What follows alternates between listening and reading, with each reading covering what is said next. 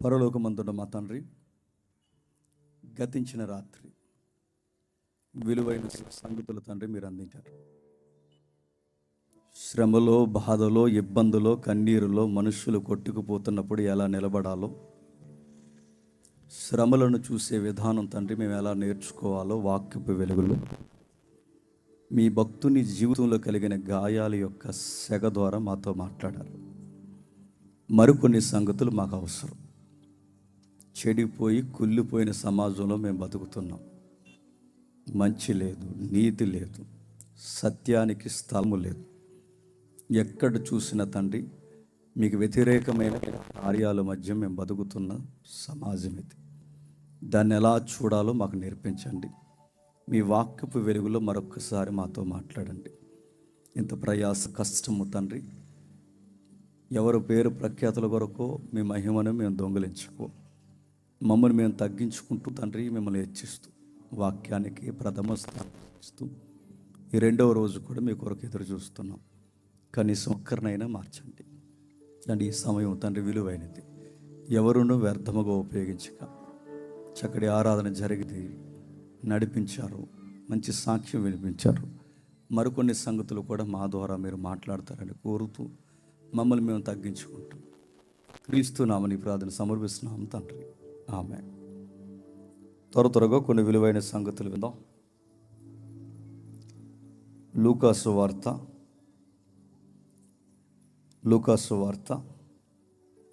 3వ అధ్యాయం.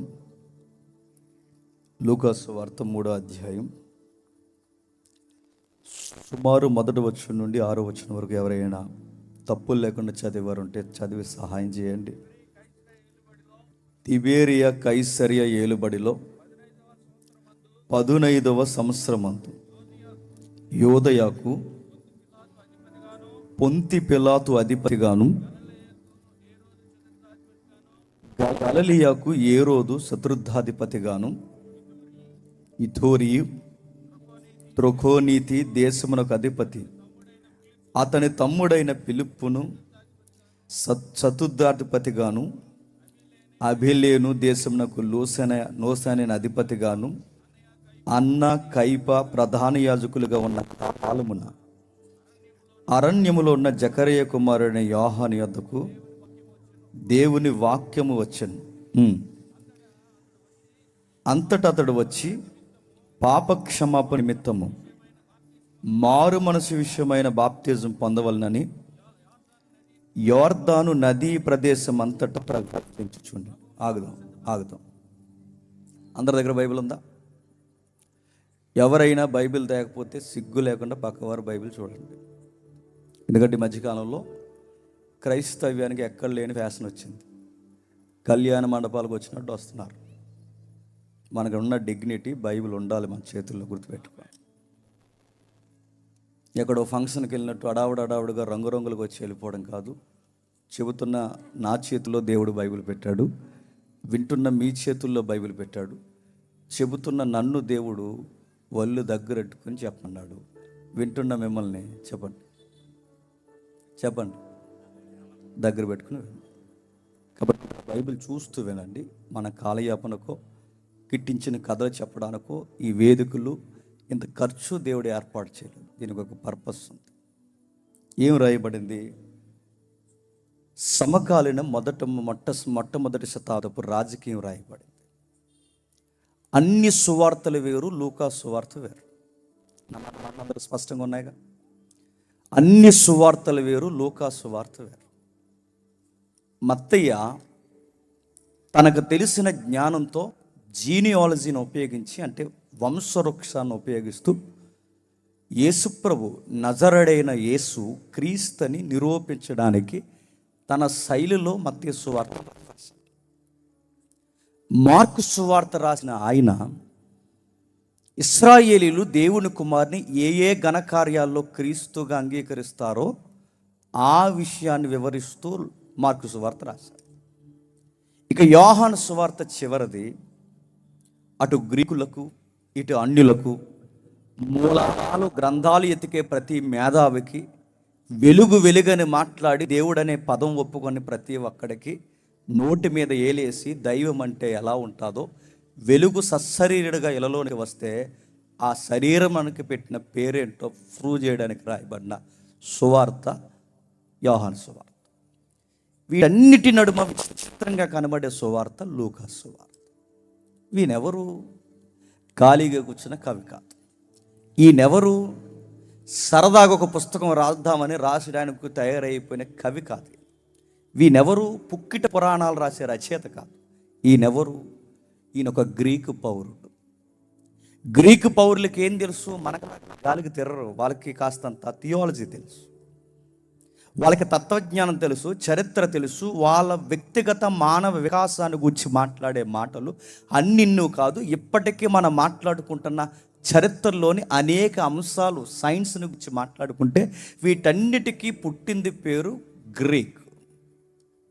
అటు అరిస్టాటిల్ కానీ టాలమీ కానీ మేధావులందరూ ఆ మానవ శాస్త్రాన్ని వెలువరించి మాట్లాడిన సోక్రటీస్ కానీ ఇలాంటి వాళ్ళు పుట్టిన గడ్డ ఏదన్నా ఉంది అంటే గ్రీక్. ఈరోజు మనం మాట్లాడుకుంటూ స్టాండర్డ్స్గా మాట్లాడుకున్న కొన్ని గేమ్స్ ఉన్నాయి, ఒలింపిక్స్, వాళ్ళే పుట్టించారు దాన్ని. లలిత కళలకు పెట్టింది పేరు వాళ్ళు. లిఖితపూర్వకమైన రాజ్యాంగానికి పెట్టింది పేరు వాళ్ళు. ఎథెన్స్ రాజ్యాంగం ఈ రోజుకి పురాతనమైన రాజ్యాంగం. ఆ రాజ్యాంగాన్ని చూసే చాలామంది రాజ్యాంగాలు రాసుకున్నారు.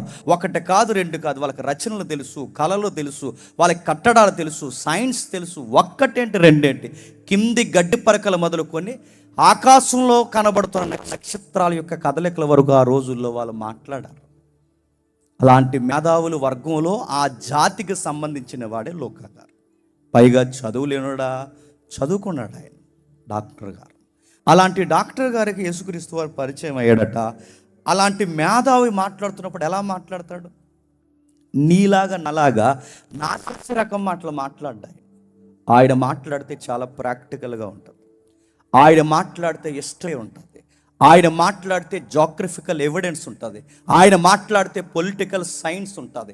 ఆయన మాట్లాడితే దేవుణ్ణి ప్రూవ్ చేస్తున్నప్పుడు వాడు ఎంతటి మేధావైనా నోటి మీద వేలేసుకుని కూర్చొని నజరేయుడైన యేసే దేవుడని ఒప్పిస్తాడు ఆయన సువార్తలో. అలాంటి గొప్ప మేధావి సువార్త ఎప్పుడందుకు చూడండి, కాస్తంత సమాజం మీద అవగాహన ఉన్నవాడు చెప్పే సువార్త ఒకలా ఉంటుంది, అంతంత మాత్రమే సువార్త చెప్పడానికి వచ్చిన వారి సువార్త ఒకలా ఉంటుంది.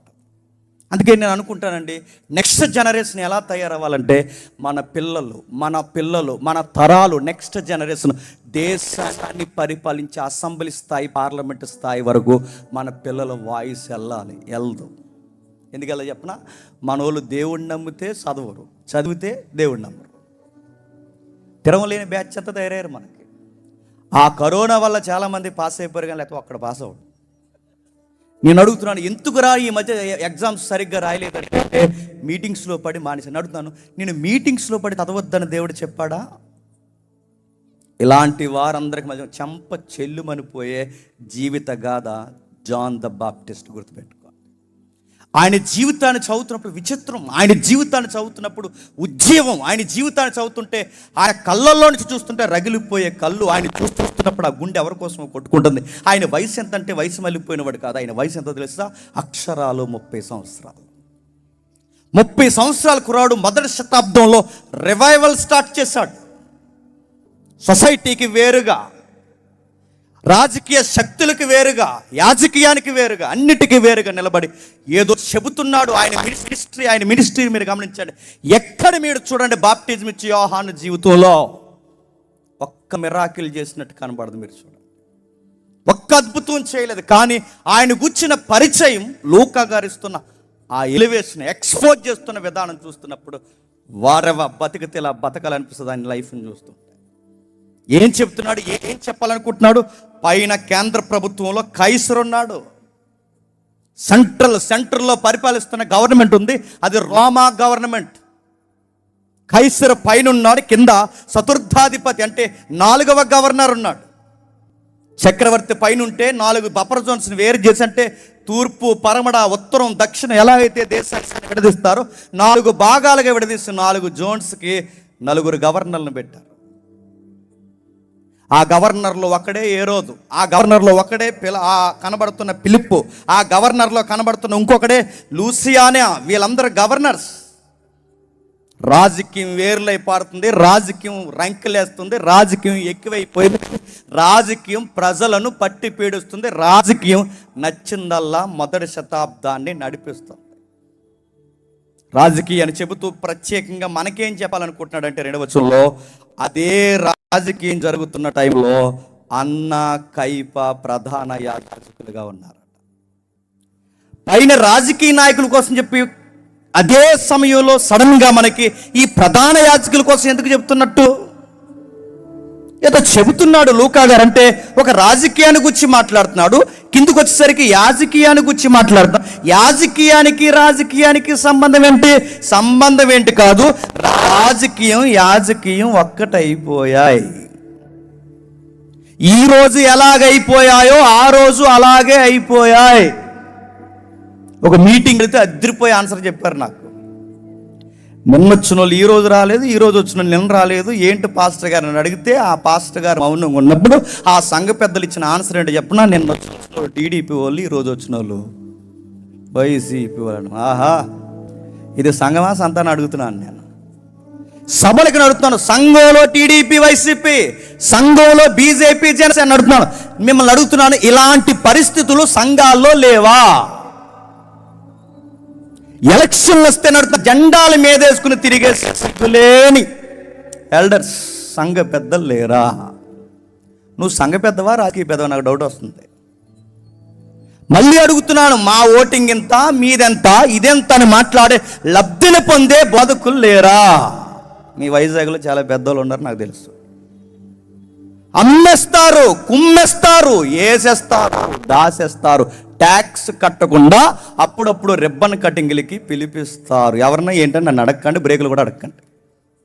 ఇవన్నీ జరుగుతున్నాయి. మహా సామ్రాజ్యంగా వెళుతున్న రోమా సామ్రాజ్యం ఒక ఎత్తుగడ పైకి వెళ్ళందట ఆ గవర్నర్స్ పరిపాలిస్తున్నారు, చక్రవర్తి పరిపాలిస్తున్నాడు. ఇలాంటి టైంలో అన్న కైప ఏళ్ళ కోసం ఎందుకు చెప్తున్నాడంటే, వీళ్ళ పోస్టింగ్లు డబ్బిచ్చి ఎంచుకున్నారంట ఆ టెంపుల్. ఆ రోజుల్లో మొదటి శతాబ్దపు దేవాలయం ఏంటి చెప్పండి? సొలొమోను కట్టించిన మందిరం. ఆ సొలొమోను కట్టించిన మందిరానికి ఇజ్రాయేల్ 12 గోత్రాలు అక్కడికి వస్తారు. ఆ గోత్రాల వారిని పరిపాలించాలంటే అక్కడ పోస్టింగ్లు కావాలి. నిజానికి మందిరంలో పని చేయాలంటే పోస్టింగ్లు ఎలా రావాలి? క్రమం ప్రకారం వాళ్ళు ప్రధాన యాజకులు అవ్వాలి. పాత నిబంధన వాళ్ళకు ఉందిగా రాజ్యాంగం. ఆ పాత నిబంధన ప్రకారం వాళ్ళకి లేవీలు అంటే యాజకులు లేవీలై ఉండాలి. పైగా ఈ ప్రధాన యాజకులు కూడా అహరోను క్రమం నుంచి రావాలి. అలా పోస్టింగ్ పెట్టాలి, ఆ పాస్టర్ గారు పోస్టింగ్. కానీ ఈ అన్న కైప అంటే అన్నకు అల్లుడు. ఈ మామవాళ్ళు ఇద్దరు కలిసట, బాగా వినండి, సిరియా గవర్నర్ కురేనియస్తో రాజకీయం కలిపి, మీరు హిస్టరీ చదవండి తర్వాత. సిరియా గవర్నర్ కురేనియస్ పక్కన ఉంటుందిగా, మన ఇజ్రాయెల్ దేశానికి పక్కన సిరియా క్యాపిటల్ డమస్కస్. మీకు అర్థమైపోయినా అర్థమైనట్టే చూడండి. నాకు 10 గంటల వరకు టైం ఉంది. ఈ సిరియా గవర్నర్, ఎందుకంటే ఈ ద్వంద్వ రాజకీయం జరుగుతుంది, ఎంత గవర్నమెంట్ ఒకటి కనుక అక్కడి నుంచి రికమెండేషన్ చేసుకుని టెంపుల్లో వీళ్ళు పోస్టింగ్ వేసుకుని అడుగుతున్నాను. లంచాలు ఇచ్చి పోస్టింగ్లు వేసుకుంటే వాడు సేవలో ఏం చేస్తాడు చెప్పండి? లంచాలకే మరుగుతాడు వాడు. ఈరోజు పెద్ద మినిస్ట్రీలు ఉన్నాయి, మళ్ళీ చెప్తాను, పెద్ద మినిస్ట్రీలు ఉన్నాయి.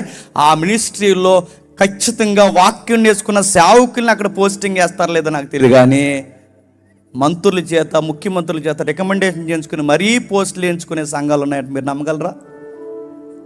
ఇలాంటి మాట్లాడుతున్నందుకు మన మీద కాలు దువ్వేస్తున్నారు, ఇలాంటి మాట్లాడినందుకు పళ్ళు బిగించేస్తున్నారు, ఇలాంటి మాట్లాడినందుకు కళ్ళు ఎరచేస్తున్నారు. ఇలా వీళ్ళు ఎన్ని చేసినా నేను చెప్పడం మాత్రం మరి చెప్తున్నారు.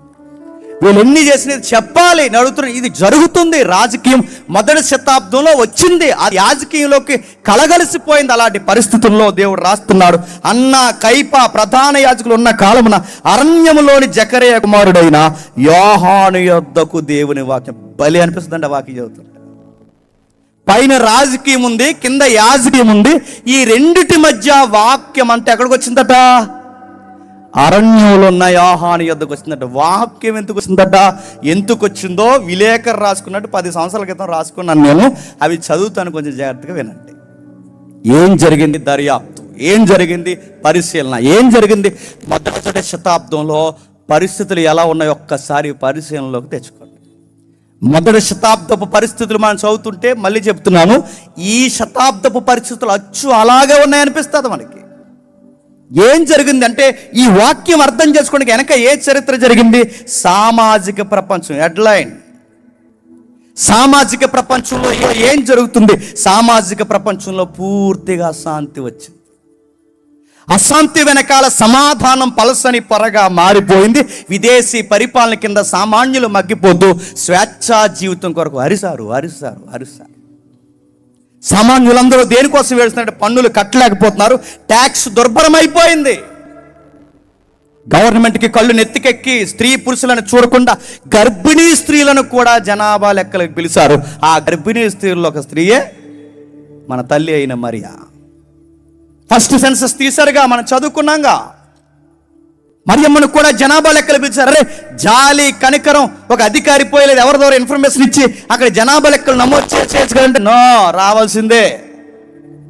పెద్దోళ్ళైనా చిన్నోళ్ళైనా వయసు మళ్ళిన వారైనా గర్భిణీ నిండు శూలాలైనా బాలింతైనా ఖచ్చితంగా జనాభా లెక్కలు రావాల్సిందని పిలుపునిచ్చింది రోమా గవర్నమెంట్.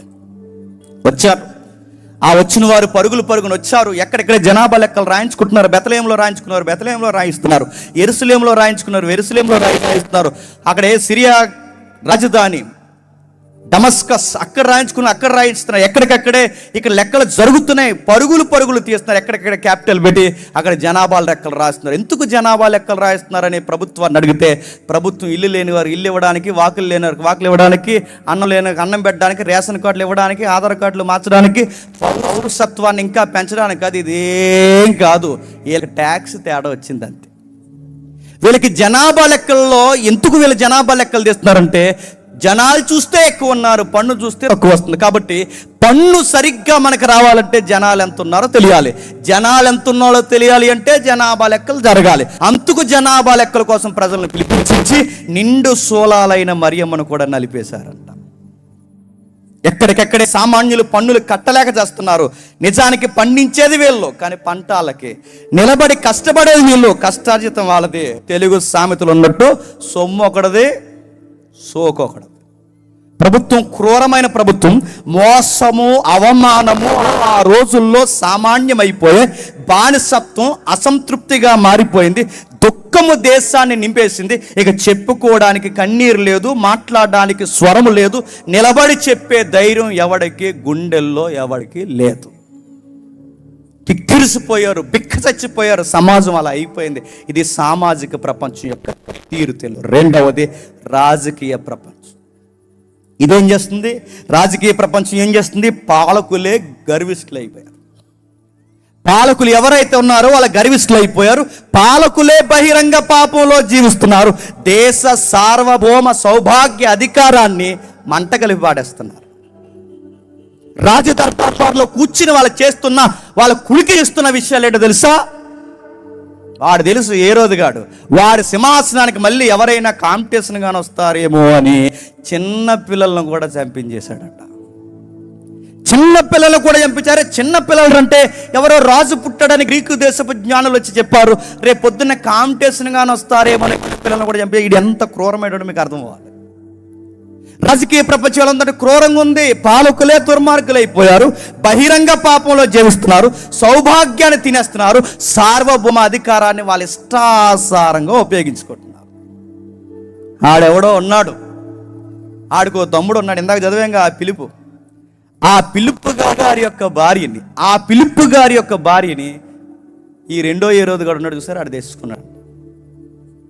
అదేంట్రా అదేం పని అంటే అదో పని అన్నారంట. అంతే, ఇంకా భయం లేదు, భక్తి లేదు. వాడు ఇలా తెచ్చుకుని ఆ తెచ్చిన తర్వాత ఇలా ఎంటర్టైన్మెంట్ ప్రోగ్రాలు పెట్టారు రాజదర్బార్లో. పేదలకు ఇల్లు ఉన్నాయా లేదా చూడరు, పేదలకి నీళ్ళు దొరుకుతున్నాయా లేదా చూడరు, పేదలకి రేషన్ అందుతుందో లేదు, ఇవేమీ చూడరు. వీళ్ళు ఏం చేస్తున్నారంటే ఈ లోపల ఎంటర్టైన్మెంట్ ప్రోగ్రాం పెట్టి ఆ వయసు ఉన్న పిల్లని తీసుకొచ్చి తలాము తగదిం పెట్టాడు అటు. మీకు తెలుసుగా చదువుతుంటే. ఆ ఏరోదియ కూతురు వచ్చింది, ఆవిడ రాజు దర్బార్లో నిలబడి డ్యాన్స్లు వేస్తుందంట. ఆ డ్యాన్స్లు వేస్తుంటే అందరూ చప్పట్లు కొట్టారట.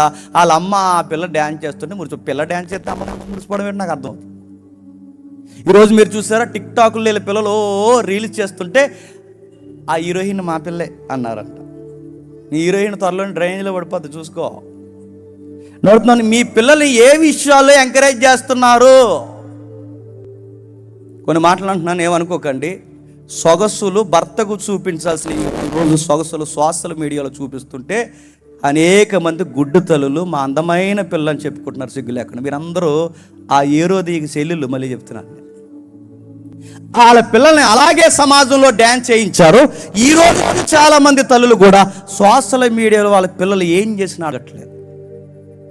నాభి చూపిస్తున్నారు, వాళ్ళ బ్రెస్ట్ చూపిస్తున్నారు, వాళ్ళ టైస్ చూపిస్తున్నారు, వాళ్ళ నెక్స్ చూపిస్తున్నారు, వాళ్ళు ఎక్స్పోజ్ చేస్తున్నారు, వాళ్ళ సీవ్లెస్ డ్రెస్లు వేసుకుని స్కిన్ టైట్లు వేసుకుని, అరే నలుగురు చూస్తారంటే అంటున్నాడు, ఫ్యాషన్ అన్నారంట దీన్ని. డాన్స్ వేసారు, లైక్ చేయండి, షేర్ చేయండి, కామెంట్ చేయండి, సమాజ్ చేస్తారు, కంగారు పడుకో. అడుగుతున్నా ఈరోజు ఎంత రీల్స్ పిచ్చి ఎంత వచ్చింది తెలుసా? ఫస్ట్ నైట్ కార్యక్రమాన్ని కూడా రీల్స్ చేస్తున్నారంటే ఇంకేమనాలి? ఫస్ట్ నైట్ అయ్యా, ఫస్ట్ నైట్ వీడియోలు కూడా రీల్స్ చేస్తున్నారు. మళ్ళీ అడుగుతున్నాను, ఇంకా విషయంలో ఎడ్డింగ్ సూట్లు ఎక్కలేని సూట్లు వచ్చినాయి, కుదిరింగా చేసుకోవట్లేదు పెళ్ళి. డిఫరెంట్గా ఉండాలని వాళ్ళిద్దరూ కలిసి డ్రైనేజీలో నిలబడి తీసుకున్నారంట ఫోటో. విచిత్రమైన విన్యాసాలు. ఆ రోజు ఆ పిల్లతో అలాంటివన్నీ చేశారు. ఆ సార్వభౌమ అధికారాన్ని ఎంటర్టైన్మెంట్ ప్రోగ్రామ్స్గా మార్చేశారు. దేశ సౌభాగ్యాన్ని తినేస్తున్నారు. రాజకీయం అంట కలిసిపోయింది. ప్రజలు కూడా అలాగే తయారయ్యారట. సర్లే ఆడే మంచోడు, సర్లే ఈడే మంచోడు అని అడ్జస్ట్ అయిపోతున్నారంట. ఎలా? మీకు ఉదాహరణ చెప్తాను వినండి. రాజకీయం కొరకు ఒక మేధావి ఏమంటాడంటే, రాజకీయం కొరకు మాట్లాడుతూ ఒక మేధావి అంటాడు, ఏంటి రాజకీయం మీద మీ ఒపీనియన్ ఏంటంటే, ఆయన అంటాడు, పాపాత్ములు పదవులు దిగిపోయారు, దుర్మార్గులు పదవుల్లోకి వచ్చారు, దట్ ఈజ్ పాలిటిక్స్ అన్నాడు. ఇంకేంటని నన్ను అడగండి. రచయిత కవన్న మాట మనం చెప్తున్నాను. పాపాత్ములు పదవులు దిగారు, దుర్మార్గులు పదవుల్లోకి వచ్చారు. వీళ్ళని చూసి మురిసిపోయే గొర్రెలు ఎవరైనా ఉన్నారంటే చెప్పండి. మనం ఉన్నాం. ఆ రోజు అలాగే జరిగింది. ఒక ఉదాహరణ, ఒక ఊరిలో బాగా దొంగతనాలు జరిగాయంట. ఆ ఊరుగాడు పెద్ద దొంగ. ఆ దొంగ ఎదవ కొట్టడం, లాక్కోవడం, రకరకాల పనులు చేసి అవన్నీ ప్రజలను చాలా ఇబ్బంది పెడుతున్నాడట. ఊరందరూ ప్రార్థన చేశారు, వీడు చచ్చిపోతే బాగుండు, చచ్చిపోతే బాగుండు కాదు, చచ్చిపోయాడు. అందరూ సంతోషించారు. దగ్గర వదిలిపోయింది ఊరికి, ఇక్కడి నుంచి బాగుంటుంది, ఈడు బాధ పడలేకపోతున్నాం, మన కష్టాన్ని ఈడు దొంగలు చేస్తున్నాడు ఏంటని ఆ ప్రజలందరూ బాధపడుతున్న టైంలో గవర్నమెంట్ జాబ్ వచ్చినట్టు ఆ పౌరసత్వాన్ని ఈడు తీసుకున్నాడు. ఎవరు? వాళ్ళ కొడుకు. ఆడు తీసుకుని ఆడి దారిగాడి మొదలెట్టాడు. వాళ్ళ నాన్న కనీసం బెదిరించేవాడు, వాళ్ళ నాన్న కనీసం కొట్టేవాడు, ఈడు ఏకంగా పీక మీద కత్తెట్టు కోసేస్తున్నాడు. అప్పుడు పబ్లిక్ అన్నారట, ఈడికన్నా చెప్పండి ఆడే బెటరు, దట్ ఈజ్ పాలిటిక్స్. ఇంకేటని నన్ను అడగండి. మీకేమర్థమవుతుంది చెప్పండి? అంటే ఎప్పుడు పోయినోడు మంచోడు, ఉన్నోడు చెడ్డోడు, ఈడిపోయాక ఈడి మంచోడు, మళ్ళీ ఇంకొకడు చెడ్డోడు. మొదటి శతాబ్దపు రాజకీయం అలాగే జరిగింది. మత ప్రపంచం ఇంకా ఏమైందంటే, మత ప్రపంచం, అరే సామాజిక ప్రపంచం చెడిపోయింది, రాజకీయ ప్రపంచం చెడిపోయింది, మత ప్రపంచం ఇంకా విచారకరమైన స్థితిలోకి దిగజారిపోయింది. యాజకులకి ఎంత మాత్రం ధర్మశాస్త్రం తెలియకుండా పోయింది. యాజకులకి ధర్మశాస్త్రం తెలియదు, వాళ్ళు మాట్లాడుకోరు. ఎందుకంటే వాళ్ళ లంచాల చేత దేవాలయాల్లోకి వచ్చారు కనుక దేవాలయాన్ని రెంట్కి ఇచ్చారట. రెంట్కి, మీకు సువార్తలు చదివితే అర్థమవుతుంది. సొలొమోను దేవాలయాన్ని రెంట్కి ఇచ్చారు. ఇదిగో అక్కడ దుకాణం పెట్టుకోండి, ఇక్కడ దుకాణం పెట్టుకోండి, ఇక్కడ గొర్రెలు ఇక్కడ అమ్మంటారు, రబ్బాయి మీరు ఇక్కడ అమ్మండి, కోళ్ళు ఇక్కడ అమ్మండి, ఎక్కడికక్కడే దుకాణాలు పెట్టారట. ఆ దుకాణాలు పెట్టుకున్న వాళ్ళ దగ్గర వీళ్ళు రెంట్ తీసుకుంటున్నారట. ఈ డబ్బు చేత వాళ్ళు కురుగుతున్నారు. అంటే దేవాలయాన్ని కూడా కొట్లు పెట్టుకోవడానికి, అంగడి పెట్టుకోవడానికి, దుకాణాలు పెట్టుకోవడానికి దేవాలయపు ఆవరణాన్ని రెంట్కి ఇచ్చేశారు. ఈరోజు మీరు చూస్తున్నారు లేదో కొన్ని సభల్లో, మీరు గమనిస్తున్నారు లేదో కొన్ని సభల్లో, ఇక్కడ దుకాణాలు నేనే పెట్టిస్తాను జేమ్స్, నేను సభ పెడతానుగా, నేనే దుకాణం పెట్టించి నేను ప్రత్యేకించి చెప్పిస్తాను. ఇక్కడ ఉండి ఏమనంటే, ఆ క్యాలెండర్ ఎవరు తయారు చేశారు అనుకుంటున్నారు? జేమ్స్ గారు తయారు చేశారు. చివరి ఆయన సంతకం ఉంటుందని. కానీ 10 రూపాయల క్యాలెండర్ 150 రూపాయలు కొనేంత మనకి ఎంత సిగ్గుండదో మనకి. ఆ పెన్నులు అమ్ముతున్నారు, ఆ దుకాణం మందే. ఆ వెళ్ళేటప్పుడు మీరు కొనుక్కోండి. అవి ఏ పెన్నులు అనుకుంటున్నారు? సామాన్యమైన పెన్నులు కాదు, అవి పరలోక నుంచి దిగే ఆ పెన్నులు, ప్రార్థనా పెన్నులు. మీ పిల్లోడు చదవకపోయినా అది అలా పెడితే అలా రాసుకుంటూ వెళ్ళిపోద్ది, అది కొనుక్కోండి. నేను చెబుతాను ఇలాంటివి, నేను కార్డ్స్ అమ్మేస్తాను, కచ్చీపులు అమ్మేస్తాను, నూనె బాటిల్ అమ్మేస్తాను, ఇంకా ఏమైనా చెప్పండి. అరే దేవుడి పేరు మీద ఏదైనా అమ్మేస్తాను, దేవుని గుడిని కూడా అమ్మేస్తాను, దేవాలయాన్ని కూడా రెంట్కి ఇచ్చేస్తాను. అలాంటి పనులు చేస్తున్నారు అన్నాకైప. సొలొమోను మందిరాన్ని, దేవుని మందిరాన్ని రెంట్కి ఇచ్చారు. యేసుప్రభు వచ్చేంత వరకు దేవాలయాన్ని రెంట్కి తిప్పేశారు. మత నాయకులకి భయం లేకుండా పోయింది. ప్రధాన యాజకులు కేవలం అమ్ముడిపోయిన సేవకుడిగా మారిపోయాడు. ప్రధాన యాజకుడు దేవుని పక్షంగా ఉండాల్సింది బదులు ప్రధాన యాజకుడు రాజకీయ పక్షముగా ఉండి ప్రభుత్వ హస్తములో సామాన్యమైన సాధనంగా మారిపోయాడు. అరే దేవుడి తరపున ఉండాల్సిన ఈ వ్యక్తి ప్రభుత్వం తరపున ప్రతినిధిగా మారిపోయాడు. ఎక్కడికక్కడే దుర్మార్గమైన పనులు జరగడం స్టార్ట్ అయిపోయాయి. ఇంకా ఏం జరుగుతున్నాయి? మత పార్టీలు వచ్చాయి. మత పార్టీలు ఎందుకు చెప్తున్నాను? 3వ అధ్యాయం అర్థం కావాలంటే ఇదంతా అర్థం కావాలి. మత పార్టీలు వచ్చాయి. సామాన్య ప్రపంచం చెడిపోయింది, రాజకీయ ప్రపంచం చెడిపోయింది, యాజకీయ ప్రపంచం చెడిపోయింది. ఇంకా ఏమొచ్చాయంటే మత పార్టీలు వచ్చాయి. ఆ మత పార్టీలు ఏం చేస్తున్నాయంటే, అందులో కొన్ని పార్టీ పేర్లు చెప్తాను మీకు అర్థమవుద్ది. పరిసయ్యులు ఇదొక పార్టీ, సద్దుకైలు ఇదొక పార్టీ, జలేతు ఇదొక పార్టీ. వీళ్ళందరూ మత పార్టీలు అంటారు. వీళ్ళు ఏం చేస్తారంటే వాళ్ళ సనాతన ధర్మాలను కాపాడుకోవడానికి, అంటే వాళ్ళ సనాతన ధర్మం మోసేలా ఉందిగా, ఆ సనాతన ధర్మాన్ని వాళ్ళు కాపాడుకోవడానికి ప్రభుత్వానికైనా ఎదురు నిలబడతారు. వాళ్ళ సనాతన ధర్మాన్ని కాపాడుకోవడానికి సామాన్యులైనా చంపేస్తారు. వాళ్ళొక మత రాజకీయ పార్టీ. ఎక్కడ చూడండి మొదటి శతాబ్దపు రాజకీయం ఎలా ఉందంటే, ఈ పరిసయ్యులు శాస్త్రులు వీరిరువురు కలిసి పాత నిబంధన చదువుతారు, కానీ ఆ పాత నిబంధనలు ఉన్న దేవుని కార్యాలు మాత్రం చదవరట. పాత నిబంధన చదువుతారు కానీ దేవుని కార్యాలు నమ్మరట. అంటే వాళ్ళ ఆత్మ ఉందని నమ్మరట, దేవదూత ఉందని నమ్మరట. మరి ఎందుకురా పాత నిబంధన చదువుతున్నారంటే అలా చదువుతారట, అంతే. మీకు అవి మాట్లాడుకుంటుంటే మీకు ఏం గుర్తొస్తున్నాయి చెప్పండి? మొదటి శతాబ్దపు పరిస్థితులు మాట్లాడుతుంటే, ఆ రోజు రాజకీయం మాట్లాడుతుంటే మీకు ఏ రోజు రాజకీయం గుర్తొస్తుంది చెప్పండి? ఈ రోజు రాజకీయం అలాగే గుర్తొస్తుంది. ఆ రోజున్న సామాజిక ప్రపంచం పన్నులు కట్టలేక వాళ్ళు చస్తున్న ఆ సామాజిక ప్రపంచం యొక్క పరిస్థితులు చదువుతుంటే ఈరోజు సామాన్య ప్రపంచం కూడా అలా ఉన్నట్టే మనకు కనబడుతుంది. ఆ రోజు మత పార్టీలు ఎలాగైతే లేచాయో ఈరోజు కేంద్ర స్థాయి ప్రభుత్వాన్ని మెప్పించడానికి కండువైనా కప్పుకున్నా, బొట్టైనా పెట్టుకున్నా, ఏదన్నా చేస్తే మతం అనే రంగును పూసుకుంటే ఈరోజు ఈజీగా అధికారాలు వస్తాయన్న పార్టీలు ఈరోజు కూడా అలాగే లేచాయి. లేవా? ఏం చేయకపోయినా పర్లేదు, సనాతనం అంటే చాలు పదవి ఇచ్చేస్తారండి. ఇలాంటి కార్యక్రమాలు జరుగుతున్నాయట. ఆ రోజు ఎలా ఉందో ఈ రోజు అలా ఉందట, ఆ రోజు ఎలా తగలడిందో ఈ రోజు అలా తగలడిందట. అందుకే దేవుడు కంపేర్ చేస్తూ రాశాడు. ఆ రోమపత్రిక రాస్తూ ఏమని రాస్తున్నాడు చూడండి ఒక్కసారి. రోమిలికి రాసిన పత్రిక 1వ అధ్యాయం, రోమిలికి రాసిన పత్రిక 1వ అధ్యాయం, త్వరగా రోమిలికి రాసిన పత్రిక 1వ అధ్యాయం 28వ వచనం నుంచి చదవండి. రోమిలికి రాసిన పత్రిక 1వ అధ్యాయం 28వ వచనం నుండి. రోమిలికి రాసిన పత్రిక 1వ అధ్యాయం 28వ వచనం ఎవరైనా చదవండి. లేరు ఎవరో చదివేవాళ్ళు? బైబిల్ లేదా? మరియు వారు తమ మనస్సులో దేవునికి చోటు ఇయ్యనొల్లకపోయారు గనక చేయరాని కార్యములు చేయుటకు దేవుడు భ్రష్ట మనసుకు వారిని అప్పగించెను. అట్టి వారు సమస్తమైన దుర్నీతి చేత, దుష్టత్వము చేత, లోభము చేత, ఈర్ష్య చేత నిండుకొని మత్సరము, నరహత్య, కలహము, కపటము, వైరమైన వాటితో నిండిన వారే కొండగాండ్లు, అపవిత్రులు, దేవదేశకులు, హింసకులు, అహంకారులు, బెంకములాడేవారు, చెడ్డవాటిని కల్పించేవారు, తల్లిదండ్రులకు అవిధేయులు, అవివేకులు, మాట తప్పువారు, అనురాగరహితులు, నిరర్ధులై ఉన్నారు. ఇట్టి కార్యములు అభ్యసించేవారు మరణానికి తగిన వారని దేవుని న్యాయము బాగుగా ఎరుగునను వీటిని ప్రాక్టీస్ చేస్తూ ఎవ్రీడే సంతోషించే వాళ్ళు ఎక్కువైపోయారు. ఇది ఏ రోజు జరుగుతుందంటే ఇది మొదటి శతాబ్దం. అంటే ఈ రోమపత్రిక 1వ అధ్యాయం చదువుతుంటే ఈ వాతావరణం ఎప్పుడంటే మొదటి శతాబ్దంలోనిది. మరి ఈ రోజు ఎలా ఉంది దీనిని కూర్చంటే ఆ రోజు ఎలా ఉందో ఈ రోజు అలాగే ఉందన్నకి సేమ్ పదాలు మళ్ళీ తిమోతి పత్రికలో రాశాడు. ఒకసారి చూడండి. తిమోతికి రాసిన 2వ పత్రిక, తిమోతికి రాసిన 2వ పత్రిక 3వ అధ్యాయం, తిమోతికి రాసిన 2వ పత్రిక 3వ అధ్యాయం 1వ వచనం నుండి. అంత్య దినములలో అపాయకరమైన కాలములు వచ్చును, అంత్య దినాలంటే మన దినాలే. అంటే రోమపత్రిక చదివినప్పుడు మొదటి శతాబ్దంలో ఎలా ఉందో పరిస్థితి కనబడుతుంది. తిమోతి పత్రిక 3వ అధ్యాయం చదువుతుంటే మన రోజులు ఎలా ఉంటాయో ఆ రోజే చెప్పేశాడట. ఎలా ఉంటాయి? ఆ రోజు ఎలా ఉన్నాయో ఈ రోజు అలా ఉన్నాయట. ఎలా ఉన్నాయో చెప్తున్నాడు చూడండి. ఏలైనగా మనుషులు స్వార్థపీరులు, ధనాపేక్షకులు, బెంకములాడువారు, అహంకారులు, దోషకులు, తల్లిదండ్రులకు అవిధేయులు, కృతజ్ఞత లేనివారు, అపవిత్రులు, అనురాగరహితులు, అతిద్వేషులు, అపవాదికులు,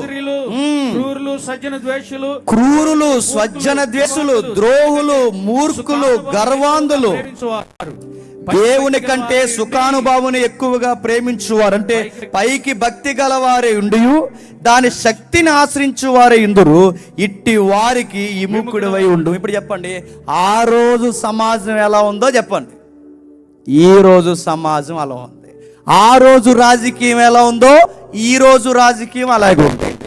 ఆ రోజు మతాలు ఎలా ఉన్నాయో ఈ రోజు మతాలు అలా ఉన్నాయి. ఆ రోజు మనుషుల యొక్క నీచమైన బుద్ధి ఎలా ఉందో ఈ రోజు మనుషుల నీచమైన బుద్ధి కూడా అలా ఉంది. ఇలాంటి సొసైటీని బాగు చేయాలంటే ఏం చెయ్యాలి? మిమ్మల్ని అడుగుతున్నాను, చెప్పండి. ఇలాంటి సొసైటీని బాగు చేయాలంటే ఏం చేయాలి?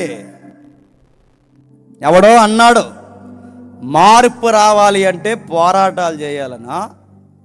మార్పు రావాలంటే పోరాటాలే చేయాలంటే పోరాటాలకు పెట్టింది పీట, పెద్ద పీట మీ శ్రీకాకుళం. చరిత్ర మొట్టమొదటిసారి మన తెలుగు రాష్ట్రాల్లో తుపాకీ పట్టింది ఇక్కడే. మినీ శ్రీలంక అంటారు దీన్ని. అక్కడ తమిళులు తిరగబడి శ్రీలంక మీద దాడి చేస్తే ఆ రోజుల్లో న్యాయం కావాలని ఎన్టీ రామారావు గారు ప్రభుత్వానికి ముందు ప్రభుత్వాలు భూములు కబ్జా అంటే వారు ఆక్యుపై చేస్తున్న టైంలో మాకు స్వేచ్ఛ కావాలి, మా రైతులు భూములు మీరు ఎలా తీసుకుంటారని మొట్టమొదటిసారి న్యాయ పోరాటం జరిగింది ఇక్కడే. ఎర్ర జెండాలు వచ్చింది ఇక్కడే, విప్లవం పరిగెత్తింది ఇక్కడే, తుపాకీ గొట్టాలు లేచింది ఇక్కడే, నెత్తురికి నెత్తురు, దెబ్బకి దెబ్బని విప్లవ సంకేతాలు వచ్చింది ఇక్కడే. మన తెలుగు రాష్ట్రాల్లో మావోయిజం, లెనినిజం, మార్కిజం ఏదైతున్నాయో ఈ ఇజాన్ని మన తెలుగు రాష్ట్రాల్లో రుచి చూపించింది ఈ ప్రాంతపు ప్రజలే. ఇప్పటికీ ఏఓబి ఆంధ్ర ఒరిస్సా బోర్డర్ వరకు ఆ విప్లవాలు ఇంకా ఆరలేదు. అన్నలు ఇంకా తిరుగుతున్నారు అని అడుగుతున్నాను. తుపాకీ గొట్టాలు పట్టుకుని పోరాటాలు చేస్తే సమాజం మారిందా ఇంకా చెడిందా చెప్పండి? ఎక్కడ మారింది? పోరాటాలు చేసిన వాళ్ళని చంపేశారు. నీతికి నిలబడినతామని చెప్పిన వారు నీతి తప్పిపోయారు. డబ్బుకి ప్రభుత్వానికి వ్యతిరేకమని చెప్పిన వారే డబ్బుకి మరిగారు.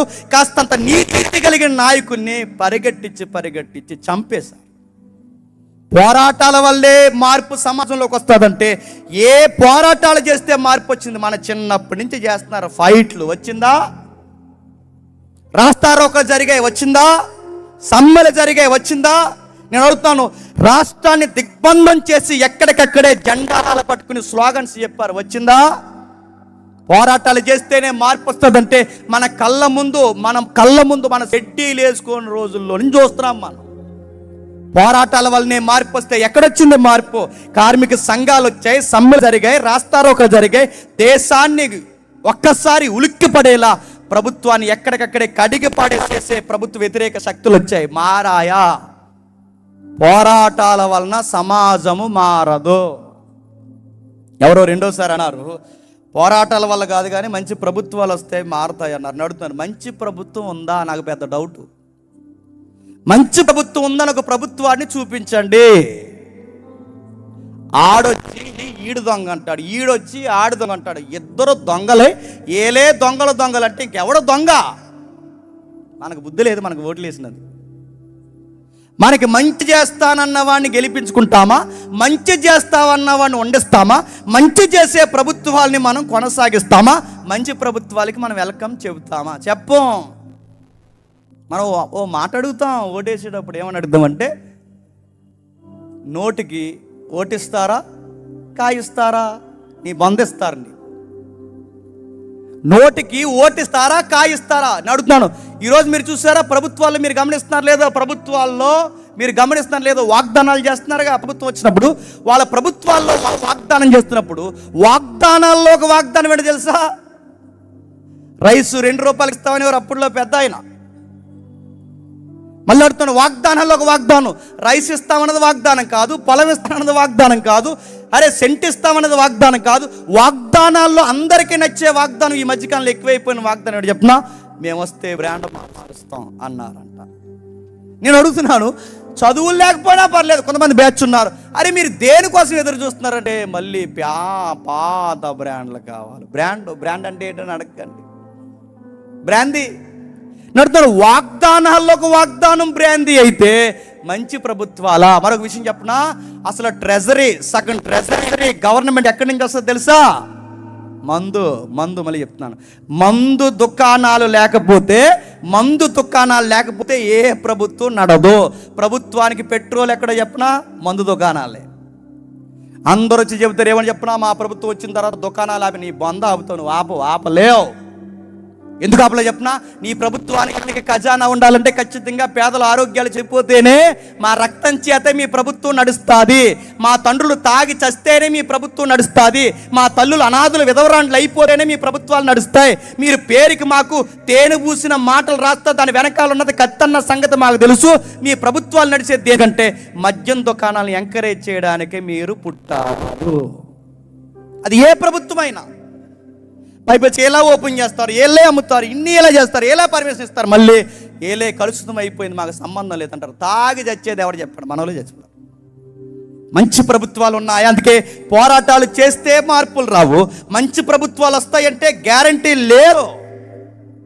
మంచి ప్రభుత్వం తెచ్చి చేస్తానన్న వాడిని కూడా బతికి ఉండనివ్వరు. ఇంకొక మాట అడుగు ముందుకేసి అన్నారు, కాదు పౌరులకు విద్య పెద్దపీట వేయాలి, విద్యను నేర్పిస్తే సొసైటీలో మార్పు వస్తుంది అన్నారు. ఈ మాట చాలా మందికి నచ్చకపోవచ్చు, కానీ గిట్టకపోయినా నేను చెప్తున్నాను, విద్య వలనే సొసైటీలో మార్పు వస్తే ఓకే, వాళ్ళకి నాలెడ్జ్ పెరగొచ్చు గాక, వాళ్ళకి సమాజంలో ఎలా బతకాలో తెలియచ్చు గాక, కానీ విద్య వల్ల వాడు అంతర్గతంగా మారతాడా? ఈరోజు ఎక్కువ మంది గంజాయి బ్యాచ్ ఎవరు చెప్పనా? స్టూడెంట్స్. మళ్ళీ చెప్తున్నా, మీకున్నాయి కొన్ని కొండలు, తొట్ల కొండ, ఆ కొండ, ఈ కొండలు ఉన్నాయి ఇక్కడ. నేను ఇక్కడే గ్రేహౌండ్స్ ట్రైనింగ్ చేశా. ఇక్కడే సండే ఆఫ్ ఇచ్చేలా బయటకు వస్తే ఇక్కడున్న కొన్ని బ్యాచ్ నేను చూస్తూ చెప్తాను, ఎంత విచిత్రంగా వీళ్ళందరూ ఎవరంటే కొన్ని పెద్ద కాలేజెస్ ఉన్నాయి, అందులో మోతుబర్లు కొడుకులు కూతుర్లు కలిసి తాగుతారు గంజాయి. ఏం చదివారు ఏంటి ఎంత బాగా తాగుతున్నారంటే ఇంజనీరింగ్ ఫైనల్ ఇయర్ అట. అందుకే ఆ ఇంజనీరింగ్ జ్ఞానం అంతా ఎలా తాగుతారు చెప్పిన, ఓ బాటిల్ ఉంటుంది, మీరు ప్రయోగాలు చేయకండి, ఒక బాటిల్ ఉంటుంది, ఆ బాటిల్ ఇలా పెట్టి, బ్రదర్కి ఐడియా ఉండొచ్చు, ఆ బాటిల్ ఇలా పెట్టి, ఆ బాటిల్కి ఒక కన్నం పెట్టి, దానికి ఒక స్ట్రాలాగా ఒకటి ఉంటుంది అనమాట, దాని పైకి లాగి హాఫ్ వాటర్ వేసి దానికి దీనికి మధ్యలో గంజాయి కలిపి అక్కడి నుంచి ఆ వాటర్ కంటెంట్ నాడు ముక్కుల్లోకి నోట్లోకి లాగితే దాని మజా ఏరట. ఎంత బాగా చదివాడో ఇంజనీరింగ్ ఎలా ఉపయోగపడింది అడిగి. మరి గ్రూప్స్ చదువుతున్నారు కంటే ఇలా బొంద చదువుతున్నారు అడుగుతున్నాను. గ్రూప్స్ అందరిని అంటలేదరో, గ్రూప్స్ చదువుతున్న గ్రీష్మ ఏం చేసింది చెప్పండి? కేరళలో ప్రియుడికి పురుగుల మందు కలిపేసింది ఆ గ్రీష్మ. చూసారా ఎంత బాగా చదివిందో గ్రూపు. పిల్లకి గూగుల్ నాలెడ్జ్ ఎక్కువైపోయింది, పిల్లకి ఇన్స్టాగ్రామ్ నాలెడ్జ్ ఎక్కువైపోయింది. గ్రూప్స్ చదివి నాలెడ్జ్ కలిగిన ఈ పిల్ల ఏం చదివిందంటే ప్రియుడిని తెలుగుగా మట్టుబెట్టేసింది. విద్య వల్లనే సొసైటీ మారుతుందంటే విద్యార్థుల యొక్క పరిస్థితులు ఎలా ఉన్నాయి చెప్పండి? గ్రాఫ్ తీయండి. జైళ్ళ సంఖ్య పెరిగాయి, నేరాల సంఖ్య పెరిగింది. ఎక్కడికక్కడే చూడండి. డాక్టర్లు అంటే అందరూ కాదు, కొంతమంది అంటున్నాను. డాక్టర్లు అంటే వైద్య వృత్తిని ఎరిగిన వారే మత్తుని కొత్త రకంగా ఎలా తీసుకోవాలని విద్యార్థులకి ఇప్పుడు స్టైల్ అయిపోయిందంట. గర్భిణీ స్త్రీలకి ఆపరేషన్ చేస్తున్నప్పుడు ఇచ్చే ఆ ఎనస్థియా మత్తు ఏదైతుందో ఆ మత్తుని ఇలా కొట్టుకుని నరాలు చేసుకుని గొప్ప వైద్యం నేర్చుకున్నారంట. గొప్ప వైద్యం. ఒకప్పుడు దొంగతనం చేయాలంటే ఎలా దొంగతనం చేసేవారు?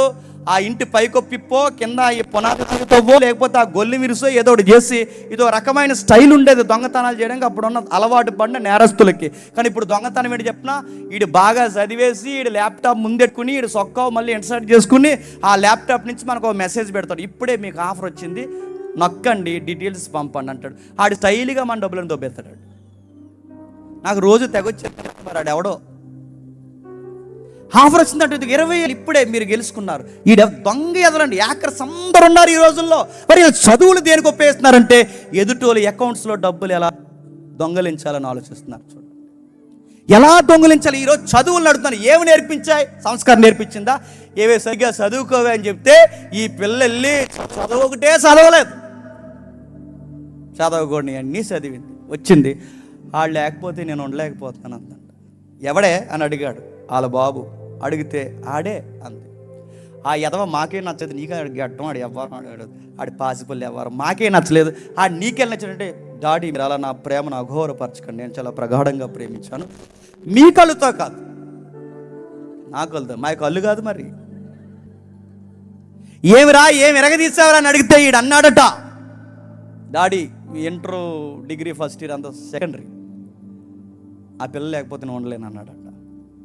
ఆ పిల్ల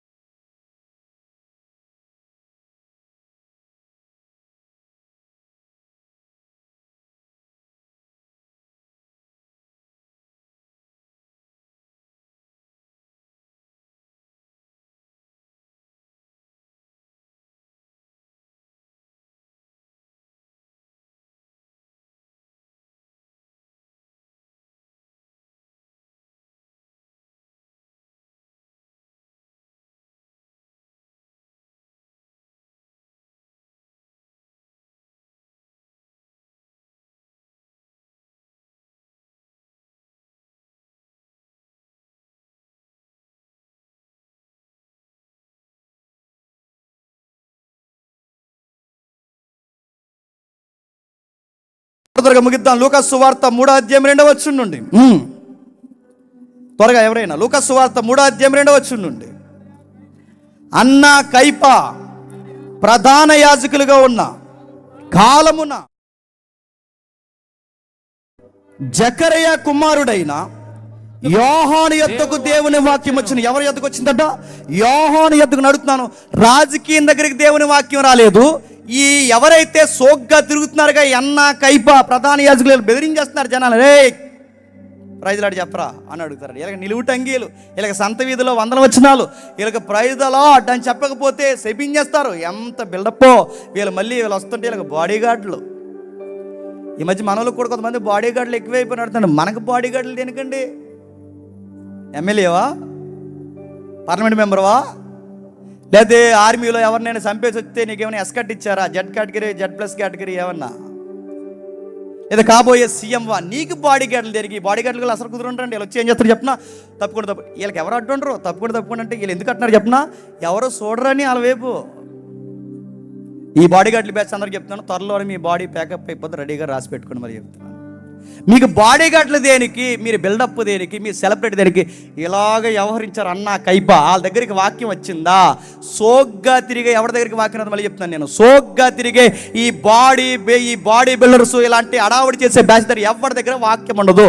వాక్యం ఎవరి దగ్గరకు వస్తే అక్కడ రాస్తున్నారు చూడండి.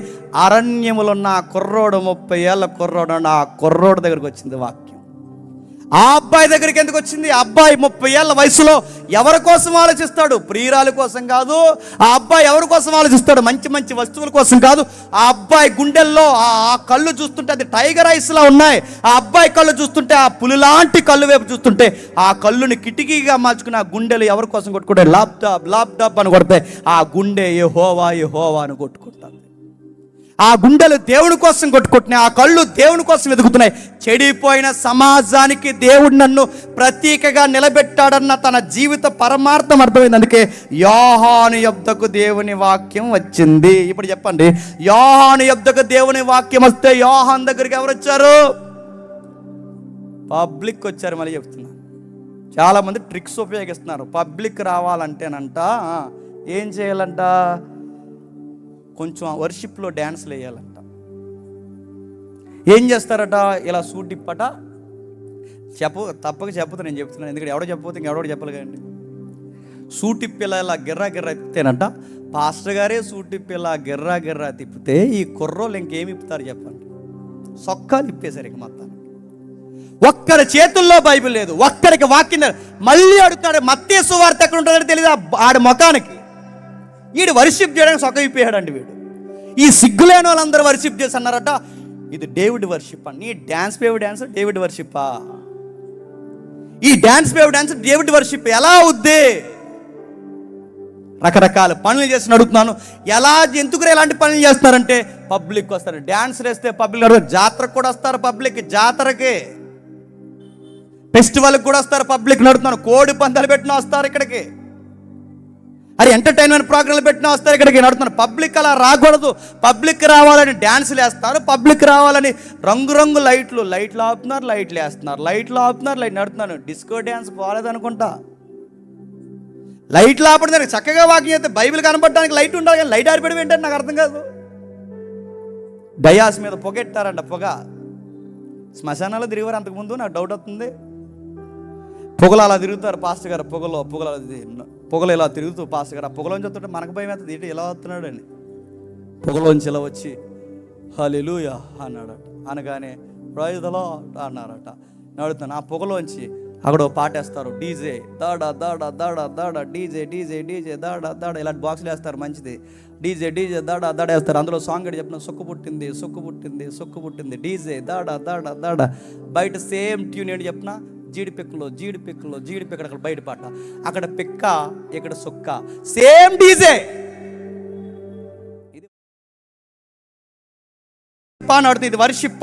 ఇది వర్షిప్పా. అందుకే జనాలు రావాలంటే కుప్పుగంతలు కాదు, జనాలు రావాలంటే ఎంటర్టైన్మెంట్ ప్రోగ్రాం కాదు, జనాలు రావాలంటే పొగల పెట్టడం కాదు.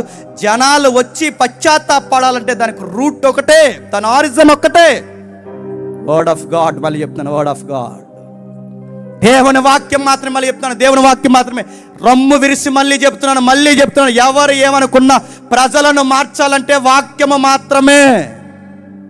ఆ వాక్యం చెప్పకుండా నువ్వు ఎన్ని వర్షిప్పులు చేసినా మారు, ఆ వాక్యం చెప్పకుండా నువ్వు 1.5 వర్షిప్ చేసినా మారు, ఆ వాక్యం చెప్పకుండా నువ్వు ఎన్ని ఎంటర్టైన్మెంట్ ప్రోగ్రాం పెట్టినా మారు. వాక్యం చెప్పాలి. అందుకే దేవుడు కసిగున్న పిల్లోడు చేతికి, ఆ 30 ఏళ్ల కుర్రోడు చేతికి దేవుడిచ్చిన ఆయుధం ఏంటో తెలుసా?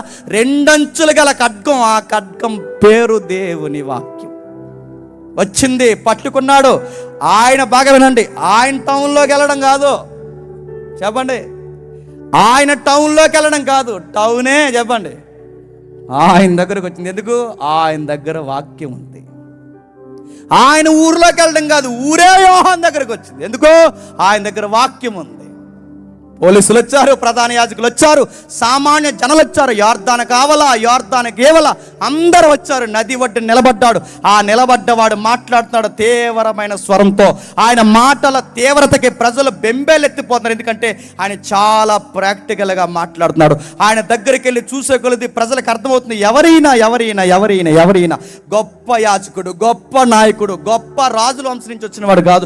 ఈయన ఎవరయ్యా అంటే ఒకే ఒక్కడు, ఒక సామాన్యుడు. ఆయన చూడ్డానికి దగ్గరికి వెళ్తే ఆయన స్వరం చూస్తుంటే ఉరుములాగా అనిపిస్తుంది. ఆయన స్వరం చూస్తుంటే ఆకాశం నుంచి దేవుని వాక్యమే వచ్చినట్టు అనిపిస్తుంది. అసలు ఎలా ఉంటారా అని దగ్గరికి వెళ్ళి చూస్తే ఆ అబ్బాయి ఎలా ఉన్నాడు? అచ్చు అడవి మనిషిలా ఉన్నాడు. అడవి అందరిలాంటి బట్టలు లేవు, సోగ్గా లేవు, చెదిరిపోయిన జుట్టు, మాసిపోయిన గడ్డం, చెక్కిళ్ళు ఎండకి వానకి చెదిరిపోయి ఆ స్థూల దేహం ఏమాత్రం లేదు, సన్నగా కండలు తిరిగిన కీరాకారుల్లో ఉన్నాడు. ఆయన చూస్తుంటే అర్థమవుతుంది ఈయన ఎవరంటే సుఖభోగాలకి దూరంగా ఉండి దేవుని కోసం రగిలిపోతున్న ఒక 30 ఏళ్ల కుర్రాడు. ఏమాత్రం సుఖం లేదు అతని జీవితంలో. అడవిలో తిరుగుతున్నాడు, అరణ్యంలో తిరుగుతున్నాడు, వాక్యం పట్టుకునే సమాజం మీద ఎగిరెగిరి పడుతున్నాడు. ఏం చేస్తున్నాడంటే కఠినమైన తన వాక్యం చేత మాట్లాడుతూ వచ్చిన వారందరినీ గద్దిస్తున్నాడు. గాలి దుమారం చేత ఆయన తల చెదిరిపోయింది, ఆయన చెక్కిళ్ళు ఎండిపోయాయి. అరణ్యంలో సరైన ఆహారం దొరకకుండా మిడతలు తేనె తిని అందరి జీవన శైలికి వేరేగా జీవిస్తున్నప్పుడు వచ్చాడు, నిలబడి మాట్లాడుతున్నాడు. ఆ మాట్లాడుతున్నప్పుడు ప్రజలు వింటున్నారట, ఏంటి అబ్బాయి అంటే చూడడానికి అంత అట్రాక్షన్గా ఏమీ లేడు, విచిత్రంగా ఉన్నాడు, తోలు దట్టి కట్టుకున్నాడు, గట్టిగా మాట్లాడుతున్నాడు. ఏం చెప్తాడు ప్రసంగం? ఇంతమంది పబ్లిక్ వచ్చారు, ఇంత ఫాలోయింగ్ వచ్చింది, ఏం చెప్తాడు? అడ్జస్ట్మెంట్ గాస్పల్ చేయడు, సర్దుబాటు సువార్త చెప్పడు. ఏం చెప్పాడు తెలుసా? వచ్చిన వాళ్ళందరి మీద ఏలెత్తి వాళ్ళ అధికారులైన మోమాటం లేకుండా ఒక మాట అన్నాడు, సర్ప సంతానమా మీరు పాములరా అన్నాడు. ఇదే ప్రసంగా నేను చెప్తే ఏమంటారు చెప్పండి? వెళ్తున్నాం అంటారు. కానీ యోహాను చూడండి, నాకు ఫాలోయింగ్ తగ్గిపోయినా పర్లేదు, నన్ను ఎవడు వెంబడించకపోయినా పర్లేదు, నన్ను ఎవడు అంగీకరించకపోయినా పర్లేదు, కానీ దేవుడు చెప్పమన్నది చెప్పాడు. ఈరోజు ఫాలోయింగ్లు పిచ్చితో చచ్చిపోతున్న వాళ్ళందరికీ యోహాను ఒక సాక్ష్యం మనకి. ఈరోజు కామెంట్ల కోసం చనిపోతున్న వాళ్ళందరికీ యోహాను ఒక సాక్ష్యం మనకి. మాట్లాడుతున్నాడు ప్రజలతో 3వ వచనంలో, అంతటా అతడు వచ్చి పాపక్షమాపణ నిమిత్తము మారు మనసు విషయమై బాప్టిజం పొందవాలని ప్రజలందరినీ నదీ పరివాహక ప్రాంతానికి పిలిచి గట్టిగా చెబుతున్నాడట, మారు మనసు పొందండి, మారు మనసు పొందండి. వాళ్ళకి ఎన్నో విషయాలు మోమాటం లేకుండా మాట్లాడుతున్నాడట, మారు మనసు పొందండి. బాప్టిజం ఇచ్చి యోహాను పరిచర్య ఏంటో తెలుసా? ఆయన పరిచర్య చదువుతుంటే విచిత్రంగా అనిపిస్తుంది. ఆయన అక్కడే వాక్యం చెప్తాడట, పక్కనే నది ఉంటుందట, మారిన వాళ్ళందరికీ అక్కడే. నాకు విచిత్రంగా అనిపిస్తుంది. యోహాన్ అంటే గుర్తుపడతారు లేదు, ఎందుకంటే చాలామంది యోహాన్లు ఉన్నారు, కానీ ఆ యోహాను గుర్తుపెట్టాలంటే ఆ యోహానికి అడ్రస్సే మినిస్ట్రీ అంట. ఆ మినిస్ట్రీ పేరేంటో తెలుసా? Baptist, John the Baptist. చెబుతాడు, బాప్టిజం ఇస్తాడు, చెబుతాడు, బాప్టిజం ఇస్తాడు. మీరు ఆయన సర్వీస్ అంతా మీరు లెక్కలు కట్టండి. యోహాను గారు ఎక్కడైనా కళ్ళు లేని వారు కళ్ళు ఇచ్చాడనుందా? చెవులు లేని వాడికి చెవులు ఇచ్చాడనుందా? ఎక్కడైనా ఒక అద్భుతం చేశాడుందా? మరి ఏమీ చేయకపోయినంత పేరు ఈయనకి ఎలా వచ్చిందంటే ఒకటే, ఆయన దగ్గర వాక్యం ఉంది, అంతే. అంతకన్నా అద్భుతం ఇంకేమీ లేదు, అంతకన్నా గొప్ప కార్యం ఏమీ లేదు, అంతకన్నా మాయలు చెప్పి ప్రజలను మభ్యపెట్టే మాటలు ఏమీ లేదు. వాక్యం ఉన్నది ఉన్నట్టు చెప్తాడు. పోలీసులు వచ్చారు ఒకరోజు, మీరు ఇంటికి వెళ్ళక చదవండి. ఆ పోలీసులు వచ్చి అడుగుతారు మాట్లాడుతూ, మమ్మల్ని ఏం చేయమంటారు సార్? ఎందుకంటే పోలీసులే సార్ అంటున్నారు ఆయన. అప్పుడు ఆయన అన్నాడు, మీరేం చేసినా పర్లేదు, పదవంతి ఇచ్చేయండి అనలేదు ఆయన. ఏమన్నాడు? లంచాలు తీసుకోకుండా ప్రభుత్వాలు ఇచ్చిన జీతాలతోనే తృప్తి పొంది ప్రజలకు భారంగా కాకుండా బతకండి అని పోలీసులకే క్లాసు పీకడంటే ఆ పాస్టర్ ఎలాంటి పాస్టర్ మీకు అర్థం అవ్వాలి. అందుకే నేను అనుకుంటాను, రెబల్ ప్రాఫిట్ ఆయన. అప్పుడు నేను లెక్క చేయడం మళ్ళీ చెప్తానండి, బతికితే అలా బతకాలండి, లేకపోతే జిప్పేసి ఇంట్లో కూర్చోవాలండి. బైబిల్కి జిప్పి పెట్టి లోపల కూర్చోడమే, బతికితే అలా బతకడమే, చెప్పడమే. నువ్వు ఎవరైనా, నువ్వు ఎలాంటి వాడైనా చెప్పడమే. ఎందుకంటే బతికేది లింగం అని 60 సంవత్సరాలు. మనం ఎలా బతికినా చచ్చిపోతామని చెప్పండి. ఆ చచ్చిపోయేలోపు దేవుని కోసం ఒక వెలుగు చచ్చిపోవాలి. ఆ రోజు సమాజం మారాలంటే, మళ్ళీ చెప్తున్నాను, ముగిస్తున్నాను ఇక. ఆ రోజు సమాజం మారాలి అంటే ఒక్క యోహాను వచ్చాడు, రాజకీయాన్ని మార్చాడు. ఒక్క యోహాను వచ్చాడు, ప్రజాస్వామ్య వ్యవస్థను మార్చాడు. ఒక్క యోహాను వచ్చాడు, సామాజిక ప్రపంచం తీరుతల్ని మార్చాడు. వచ్చి ఏం చెప్పాడంటే ఒక మాట చెప్పాడు, నా వెనక ఒక రాజు వస్తున్నాడని చెప్పాడు. నువ్వెవరు యోహాను అని అడిగారు. నువ్వు ఎర్మియావా? నో. నువ్వు యెషయావా? కాదు. నువ్వు ప్రవక్తల్లో ఒక ప్రవక్తవా? కాదు. నువ్వెవరివి? క్రీస్తువా? కాదు. నువ్వు ఏలియావా? కాదు. మరి నువ్వెవరవయ్యా అంటే ఆయన తగ్గించుకుని, ఎంత ఫాలోయింగ్ ఉన్న ఆయన తగ్గించుకుని ఏమన్నాడు తెలుసా?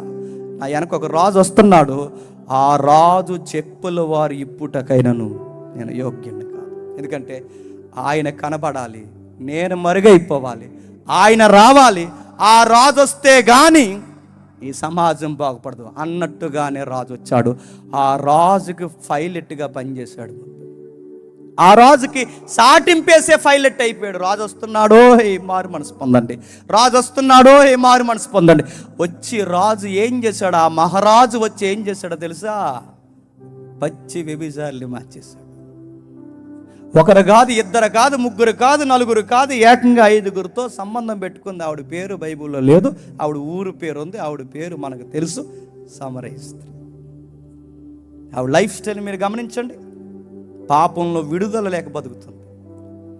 పాపం అనే చీకటి అలవాటు పడి బతుకుతుంది. విచిత్రంగా అనిపిస్తుంది. ఓ పక్క వర్షిప్ చేస్తుందట. మీరు చూడండి, ఆవిడ అంటది కదా యేసుప్రభుతో, మేము కొండ మీద ఆరాధిస్తాం, మీరు యెరూషలేములో ఆరాధిస్తాం అంటే ఈవిడ వర్షిప్ కూడా చేస్తుందంట. వర్షిప్పే చెప్పండి, భక్తే చెప్పండి, రక్తిగానే బతుకుతుందంట. ప్రభు వచ్చి అన్నాడు, అమ్మా భక్తి అంటే గంట గుడిలో ఊగేయడం కాదు, భక్తి అంటే గంట గుడిలో ఆరాధన చేయడం కాదు. భక్తి అంటే చెప్పిన గుడిలో ఎలా ఉన్నావో బయటికి వెళ్ళినప్పుడు కూడా అలా ఉన్నప్పుడే నిజమైన ఆరాధనమ్మా. నీకు తెలియాల్సిన ఒక విషయం ఉంది, నువ్వు మారు మనసు పొందితే కానీ నీకు వెలుగు రాదని చెప్తా. ఆ తల్లి చూడండి, పచ్చి వ్యభిచారి యేసుప్రభు మాట అలా తగిలేసరికి ఏమైంది చెప్పండి, మారిపోయింది. ఇప్పుడు చెప్పండి, ఒక వ్యభిచారి గృహాలు మారాలంటే యేసుప్రభు రావాలి. రాజకీయంలోకి వచ్చిన తర్వాత యేసుప్రభు వారు రాజకీయంలోకి వచ్చిన తర్వాత ఎన్నో రాజకీయాలు జరిగాయి. యేసుప్రభు వారు రాజకీయం దగ్గరకు వచ్చినప్పుడు ఆయన మోమాటం లేకుండా ఏ రోజున అన్నాడు, ఆ నక్కతో చెప్పండి అన్నాడు, ఆ పనికి మానులతో చెప్పండి, ప్రభుత్వాలు ఏడిపిస్తున్నాయని చెప్పండి. ఆయన మాటల తాగడికి ప్రభుత్వ అధికారులు కూడా మారిపోయారు. రాజకీయం మారింది, యాజకీయం మారింది. గుడిని అద్దెకిచ్చి తిప్పుతుంటే అన్నా కైపా చూస్తుండగా ఆ బల్లలన్నీ కిందకు దోసి కొరడా తీసి ఆ ఏవైతే జంతువులన్నింటినీ బయటికి కొట్టాయని అన్నాడు. నా తండ్రి దేవాలయాన్ని వ్యాపారపు టిల్లుగా మార్చకండి, మతాన్ని మార్చాడు వచ్చి, రాజకీయాన్ని మార్చాడు వచ్చి, వ్యభిచార గృహాన్ని మార్చాడు వచ్చి, కోపిష్టైన ఆ పేతురుని మార్చాడు. ఆ మాట ఆ మనిషి మాట్లాడడం తక్కువ, కొట్టడం ఎక్కువ. అలాంటి కోపిస్తుడిని కూడా మార్చేశాడు. పేతురు కోపం వస్తే వెనక ముందు చూడ్డట, ఎదురుగున్నది పోలీసుడు చెవి నరికేస్తాడంట. ఆ గచ్చమైన వనంలో నరికేశాడుగా ఆ పోలీసుడు చెవి. పేతురు గారి దగ్గరికి వెళ్ళి, ఏంటి పేతురు గారు పోలీసుడు చెవి నరికేశారేటంటే అప్పుడు పేతురు అంటాడు, అసలు నేను నరకాలనుకున్నది చెవి కాదు చెప్పండి, తల అంటాడంట. ఆ మనిషి టార్గెట్ మిస్ అయింది అంతే. అంటే ఈ మనిషి టార్గెట్ తల జస్ట్ మిస్ అయింది, కానీ ఎక్కడ పడింది చెప్పండి. ఇలాంటి ముక్కోపు అన్నాడట. మీరు కొట్టినా తిట్టినా మేము కన్న వాటిని ఎన్న వాటిని చెప్పకుండా ఉండాలి. ఇలాంటి కోపిస్తోడిని మార్చాలంటే ఎవరు మార్చాలి చెప్పండి? యేసయ్య వస్తే తప్ప మారు. వ్యభిచారి మారాలంటే యేసయ్య వస్తే కానీ మారు. మీరు ఎక్కడ చూడండి, మనుషులందరూ కలగలిపి రోగాలు ఆ రోజుల్లో మందులు దొరక్క వాళ్ళని బయట ఎక్కడో కుష్ఠరోగులను బయట వేసేస్తే వాళ్ళ మనుషులుగా చూడలేని టైంలో ఆ మనుషులు గుండా ఆయన వెళుతుపోతున్నప్పుడు ఆ మనుషులు అన్నారట, దావీదు కుమారుడా మమ్మల్ని కరుణించవయ్యా, మమ్మల్ని శుద్ధులుగా చేయటం నీకు ఇష్టమా అని అడిగితే ఆ కుష్టి వ్యాధిగ్రస్తుల చేతులు పట్టుకుని ఇలా అన్నాడట, మీరు శుద్ధులగుట నాకు ఇష్టమే, మీరు కూడా సాక్షాత్తు దేవుని స్వరూపమనాలను కౌగిలించుకున్నాడట. జనజీవన స్రవంతిలో కుష్టి వ్యాధిగ్రస్తులు కూడా మళ్ళీ నూతన జీవితాలుగా కలిపేశాడట. ఇప్పుడు చెప్పండి, చచ్చిన శవాలను లేపాడు, వ్యాధులు తొలగించాడు, రాజకీయాలు మార్చాడు, సంసారం ఎలాగో నేర్పించాడు, స్నేహము సేవ భారమేంటో నేర్పించాడు. ఇప్పుడు చెప్పండి, సమాజం మారాలంటే యోహాను ఏం చెప్పుకుంటూ తిరిగాడు తెలుసా? ఆయన వస్తున్నాడు అని చెప్పుకుంటూ తిరిగాడు. ఈరోజు అదే సమాజం అలా ఉంది. ఇప్పుడు మనం ఏం చెప్పాలి చెప్పండి? మా మినిస్ట్రీ పలానా దిక్కునుంది చెప్పండి. ఇక్కడ ఏ మంచి సెంటర్ ఏముంది వైజాగ్లో? ఏదో ఉంటుందండి, ఏదో పేరు, జగదంబ సెంటర్లో మా చర్చ్ ఉంది, మర్చిపోకుండా అక్కడికి వచ్చేయండి. నా నెంబర్ చెప్తున్నాను, 77940 అని చెప్తాను. మీరు ఉన్న సంఘాలు వదిలేసి అక్కడికి వచ్చేస్తారు. అక్కడికి వచ్చి ఏం చేస్తాను, నేను డ్యాన్సులు వేపిస్తాను మీతో. నేను అడుగుతున్నాను, మినిస్ట్రీలు ఎక్స్పోజ్ చేసుకునే మినిస్ట్రీలు ఎక్కువైపోయాయి, సేవకుడు బిల్డప్ చెప్పుకునే సేవకులు ఎక్కువైపోయారు, అడావుడు చేసే మనుషులు ఎక్కువైపోయారు. ఇదంతా కాదు కానీ క్రీస్తును చూపించే సువార్త ఏదికి లేవి. క్రీస్తు కనబడకపోతే మార్పు రాదు, వాక్యం వినబడకపోతే మార్పు రాదు. ఆయన వస్తే కానీ మారరు. ఒట్టే చెప్తున్నా, ఇదే చివరి ఎగ్జాంపుల్ ముగిస్తాను. ఆయన పేరు నేను మర్చిపోయాను. సువార్త చదువుతున్నాడు, పాపం మాత్రం మానలేదు. నది ఆవల ఒక అమ్మాయి తెల్లగుండి స్నానం చేస్తుంది, నది ఏవల ఈ వ్యక్తి స్నానం చేస్తున్నాడు. నది స్నానాలు ఆ రోజుల్లో అలవాటు కనుక ఇతను ఉమ్మనేజర్, స్త్రీలతో బాగా అలవాటు ఉంది. ఎలాగైనా సరే తను అనుభవించాలని చెప్పి అవతల ఆమె తెల్లగా ఇటువైపు కనబడేసరికి ఆ ఈత ఈదుక్కుంటూ ఆ లోపలికి దిగి ఈత కొడుతూ వెళ్ళి సడన్గా ఆమె దగ్గర లేచాడు. లేచేలా అన్నాడు. చూసిన వెంటనే భయపడిపోయాడు. ఆమె ఇలా చేతులు మూసుకొని, అయ్యా దయచేసి నా దగ్గర రాకండి, అయ్యా దయచేసి నా దగ్గర రాకండి, నా వ్యాధి మీదకు అంటుకుంటుంది, దయచేసి రాకండి అంటే చూశాడు. ఏం వ్యాధం అంటే తనకి తలని మొదలుకొని నడినెత్తి మొదలుకొని అరికాల వరకు ఆ అమ్మాయికి కుష్టి వ్యాధి ఉంది. బాధపడుతూ ఒక మాట అన్నాడు, అమ్మా నీకు విషయం చెప్పాలి, నీ కుష్టి వ్యాధి బయటికి కనబడుతుంది, నాకు కుష్టి వ్యాధి ఉంది, అది నా కళ్ళకి గుండెకి పట్టింది, అది బయటికి కనబడదు.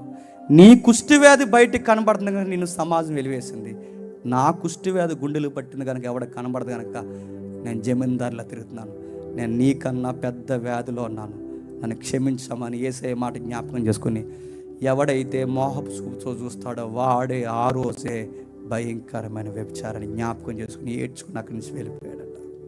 ఇప్పుడు చెప్పండి, ఒక వ్యభిచారి, ఒక తాగుబోతు, ఒక తిరుగుబోతు, ఒక తిండిపోతు, ఒక పనికి మాలినోడు, ఒక దుర్మార్గమైన అలవాట్లు ఉన్నవారు ఏం చెప్తే మారుతారంటే, మళ్ళీ చెప్తున్నాను, వాక్యం చెప్తేనే మారుతారు. వాక్యం కాకుండా మనం ఏం చెప్పినా మారరు. వాక్యమే చెప్పండి. ఆ వాక్యంలో యేసుక్రీస్తుని హైలైట్ చేయండి, సిలువను గొప్ప చేయండి, ప్రభువును గొప్ప చేయండి. యోహాను గొప్ప చేశాడు. వెలుగుతూ చివరికి వెలిగే దీపం ఆరిపోయింది. యోహాను తలనరికి చంపేశారు. ఎందుకు చనిపోయి యోహాను అంటే, యోహాను పరదేశంలో నిలబడేలా అంటాడు, నీతి నిమిత్తం నా తల ఇచ్చేసానని చెప్తాడు, సత్యం నిమిత్తం తల ఇచ్చేసానని చెప్తాడు. ఎందుకు ఇచ్చావంటే, వాళ్ళ అక్రమ సంబంధాలని ఎదిరించి నేను నిలబడ్డాను, రాజు నీకు ఇది తగిన పని కాదని నేను అడిగాను, తట్టుకోలేకపోయారు, నా తల తీసేస్తా అన్నారు, నేను బతిమలాడలేదు, చంపేస్తే చంపేయండి, నా ప్రభు రానే వస్తున్నాడని నా ప్రభు మార్గము సరళం చేసి నేను చచ్చిపోయానంట. ఇప్పుడు చెప్పండి, ఒక్క యోహాను 30 సంవత్సరాల కుర్రోడు నిలబడితేనే అంత మార్పు తీసుకొచ్చి ప్రభువును సమాజంలోకి తీసుకొస్తే ఎంతమంది యవనస్తులు ఉన్నారు, ఎంతమంది యవన స్త్రీలు ఉన్నారు, ఎంతమంది చదువుకున్న వారు ఉన్నారు, ఎంతమంది ఎంప్లాయీస్ ఉన్నారు, ఎంతమంది కాస్తంత దేవుని దయ వలన మెరుగైన స్థితిలో కాస్తంత ఆర్థికంగా బాగున్న వాళ్ళు ఉన్నారు. మీరు స్టాండింగ్ తీసుకుంటే కనీసం మీ వీధులైనా మారవా చెప్పండి, మీ చుట్టూ ఉన్న అనేక మంది బలహీనలు మారరా చెప్పండి. మన భక్తి అంటే ఏమనుకుంటున్నాను చెప్పిన, వారానికి ఒకసారి వెళ్ళడం, 4 పాటలు పాడుకోవడం, అక్కడ ఒక ప్రసంగం వినడం, మనకు కలిగింది వేసేయడం, వచ్చేయడం అనుకుంటున్నాను. అడుగుతున్నాను, దేవుడు నిన్ను అంతకు పిలవలేదు. ఎందుకంటే ఆ ట్రెడిషనల్ భక్తి బయట కూడా ఉంది. దేవుడు అంతకు పిలవలేదు, నువ్వు మారో, నిన్ను పిలిచాడు, నువ్వెళ్ళి అనేకులను పిలవాలి. నిన్ను ఆహ్వానించాడు, నువ్వెళ్ళి అనేకులను ఆహ్వానించాలి. ఈ రాజకీయాలు మార్చాల్సింది నీవే, ఈ రాజకీయం మార్చాల్సింది నీవే, ఈ సమాజాన్ని మార్చాల్సింది నీవే. అందుకే నేను ముగించే ముందు ఒక మాట అంటున్నాను, మన పిల్లలు చదివితే మీకోసం చదవకండి, మీ తల్లిదండ్రుల కోసం కూడా చదవకండి, నేను పుట్టించిన దేవుని కోసం గొప్పగా చదువు. మన పిల్లలు ఎంత స్థాయికి ఎదగాలంటే అసెంబ్లీలో నిలబడి, మళ్ళీ చెప్తున్నాను, అసెంబ్లీలో నిలబడి బైబిల్ విలువలతో మాట్లాడాలి, అంత ఎత్తుకు వెళ్ళాలి మన పిల్లలు. మన యవన స్థరం ఎవరైతుందో తర్వాత తరాలు పార్లమెంట్ స్థాయిలో వెళ్ళాలి, ఐఏఎస్లు అవ్వాలి, ఐపీఎస్లు అవ్వాలి, వాళ్ళు ఎంపీలు అవ్వాలి, ఎమ్మెల్యేలు అవ్వాలి, రైటర్స్ అవ్వాలి, విలేకరులు అవ్వాలి, గొప్ప జ్ఞానం మాట్లాడాలి. ఎందుకంటే మన ఇండియాకు వచ్చిన మిషనరీలు మన దేశాన్ని అలాగే మార్చారు, స్కూళ్ళు కట్టారు, వైద్యం నేర్పించారు, వాళ్ళన్నీ పునాదులు వేశారు కనుకే వాళ్ళ స్కూల్లోనే మన అంబేద్కర్ గారు చదువుకున్నారు, మన గాంధీ లాంటి వాళ్ళు చదివారు, మన నెహ్రూ లాంటి వారు చదివారు. వాళ్ళు చదివారు కనుక మన దేశం ఈరోజు ఎంత బాగుంది. ఆ రోజు వాళ్ళు వేసిన పీట ఈ రోజుకి మన దేశానికి వెలుగునిస్తుంది. ఈరోజు మన సంఘాలు ఏమైపోయి ఎవరికి వాళ్ళే గిర్లు గీసుకుని అందులో 4 సప్పట్లు కొట్టుకుని మన పిల్లలకు చదువులు సంచులు లేకుండా అడుగుతున్నాను. దేవుని కోసం సాక్ష్యంగా ఉండకుండా ఎక్కడికక్కడే తగ్గిపోయి జీవిస్తున్నారు. చాలా తప్పు చేస్తున్నాం. మళ్ళీ చెప్తున్నాను, చెయ్యండి, ఉద్యోగాలు దేవుని కొరకు చెయ్యండి, చదవండి, దేవుని కోసం చదవండి. ఏది చేసిన ఒక మాట చెప్పండి, నేను దేవుని కోసం చదువుతున్నాను, దేవుని కోసం నిలబడతాను, ఈ ఉద్యోగం కూడా దేవుని కోసం చేస్తున్నాను. తమిళనాడు కలెక్టర్ ఒక ఆయన ఉంటాడు, నేను పేరు మర్చిపోయాను, ఆయన కలెక్టర్ స్థాయిలో ఉండి సువార్త చెప్తుంటే ఈ గవర్నమెంట్ తట్టుకోలేక ఆయన ఎన్నిసార్లు సస్పెండ్ చేసిందో. నీకేమైనా పవర్ ఇచ్చిందా? ఎవరిచ్చారా? నీకు రాజ్యాంగం పవర్ ఇచ్చిందా? నువ్వు ఐఏఎస్ అధికారిగా ఉండి నువ్వు సువార్త చేయడం ఏంటని అడిగితే ఆయన ఏమన్నాడు చెప్పినా, నాకు ఎవరు పవర్ ఇచ్చారు లేదో నాకు తెలియదు, కానీ ఇలాంటి బైబిల్ బీపీసీ ఛానల్లో లైవ్లో చూపిస్తూ ఇది ఇచ్చింది నాకు పవర్ అని చెప్పాడు. ఆయన పేరు నేను మర్చిపోయాను, ఆయన పేరు ఏదో ఉంటుంది. ఆయన పేరు మీరు చూడండి, తమిళనాడు కలెక్టర్ ఆయన నిలబడి ఆ బీపీ ఛానల్ అన్నాడు, ఇది ఇచ్చింది నాకు పవర్, పరలోకం నుంచి నాకు అధికారం ఇవ్వబడింది, నేను క్రిస్టియానిటీని ప్రాక్టీస్ చేస్తున్నాను, నేను నమ్మిన దేవుడిని ఆఫ్ డ్యూటీలో ప్రాక్టీస్తున్నాను, మీరు నన్ను ఆపడానికి వీల్లేదంటే 70 సార్లు 10 సార్లు సస్పెండ్ చేశారు. ఎన్నిసార్లు సస్పెండ్ చేసినా ఈ సువార్త చెప్పకుండా ఉండలేనన్నాడు ఒక ఐఏఎస్ ఆఫీసర్. నడుతున్నాను, మీరు ఐఏఎస్ ఆఫీసర్లా? ఈది నెంబర్లు కూడా కాదు, నడుతున్నాడు ఆ స్థాయిలోనే సువార్త చెప్తున్నా. మన సువార్త కొరకు నిలబడాలి, ఏ స్థాయిలో ఉన్నా సువార్త కొరకు నిలబడాలి. అందుకే ఒక యోహాను నిలబడ్డాడు, దేశం బాగుపడింది. మీరు నిలబడండి, మీ వైజాగ్ అంతా మార్చొద్దు, కానీ కనీసం మీ ఏ లోవ ఇది ఈ లోవన మార్చండి. ఎందుకంటే మన ఏరియాలో కొంచెం క్రైమ్ రేటింగ్ ఎక్కువ ఉంది నాకు తెలుసు, కనీసం ఇలా మార్చండి. ఏరియాలో నిలబడండి, స్ట్రాంగ్గా నిలబడండి. ఇలాంటి ఐజక్ మాస్ ఎవరైతే చక్కగా ఐజక్ గారు ఎవరైతే ఉన్నారో అలాంటి దైవజనుల ద్వారా మీరు గొప్ప కార్యాలు జరిగించండి. మోజెస్ బ్రదర్ లాంటి వారితో జాయిన్ అవ్వండి, గొప్పగా నిలబడి రేపటి దినాన్ని ఇంకా మీ యువకులు మీ స్నేహితులందరినీ తీసుకురండి, వాళ్ళతో కూడా నేరుగా వాక్యంతో మాట్లాడండి, వారి మారు మనసును కూడా మీరు కోరుకోండి. దేవుడు ఆ నజరేయుడైన యేసుడు మీ హృదయం అనే సింహాసనం మీద ఎప్పుడు ఆశీనుడై ఉండునుగాక. Amen, amen, amen. ప్రార్థన చేసుకోండి. ప్రేమగల తండ్రి, కృపగల దేవ, ఒక్క యోహాను నిలబడితేనే మార్గాలు ఎంత బాగా సరళం చేస్తే, గొరుకైన మార్గాల్ని తిన్నని మార్గాలుగా మార్చేశాడు. ఇరుకులలో తండ్రి విశాలత కలగజేశాడు. నా రాజు వస్తున్నాడో అని చెప్పుకుంటూ తిరిగాడు. అది ప్రభుత్వం అయినా అధికారమైనా ఏదైనా ఎదురు నిలబడి సువార్తగా చెప్పక ఉండలేనని నీతి కొరకు తల ఇచ్చేశాడు. అలాంటి వెలిగే దీపాలు మళ్ళీ కావాలి తండ్రి. ఒక్క 30 ఏళ్ళ యువకుడు సమాజానికి వేరుగా అరణ్యంలో జీవించి ఇంత గొప్ప ఉద్యమం తీసుకొస్తే ఎంతమంది ఉన్నాం, ఒక్కరం కూడా మేము నిలబడకపోతే తండ్రి ఈ సమాజానికి విడుదల అంటే ఏంటో మేము చెప్పలేం. పాపంలో మగ్గిపోతారు, వ్యభిచారంలో మగ్గిపోతారు తండ్రి, నీతి తప్పి కార్యాలు జరిగిస్తారు తండ్రి, మత్తులో తూలు నడతారు. ఇంత పాపంలో చీకట్లో కూరుకుపోయిన విడుదల ఎలా వస్తారు తండ్రి? ఆ విడుదల రావాలంటే మీ వాక్యం చెప్పాలి, మీ కుమారుడైన రాజుని మేము పరిచయం చేయాలి, అప్పుడు కానీ విడుదల రాదు దేవా. ఆ రోజు పరిస్థితులు ఈ రోజు ఉన్నాయి, ఈ రోజు తండ్రి ఆ రోజు పరిస్థితుల్లాగా ఉన్నాయి, కానీ ఆ రోజు ఉన్న యోహాను ఈ రోజు లేడు తండ్రి. మరలా యోహాన్ లాంటి వారు రావాలి, గొప్ప కార్యాలు జరిగించాలి. ఇలాంటి దైవజనులు సంఘాల్లో అలాంటి యువకులను లేవనెత్తండి. కష్టపడి ఈ సభలు జరిగిస్తున్నారు తండ్రి, ఎన్ని మాటలు వచ్చినా ఓర్చుకునే శక్తిని వారికి ఇవ్వండి. బలము, శక్తి మీరు అనుగ్రహించండి.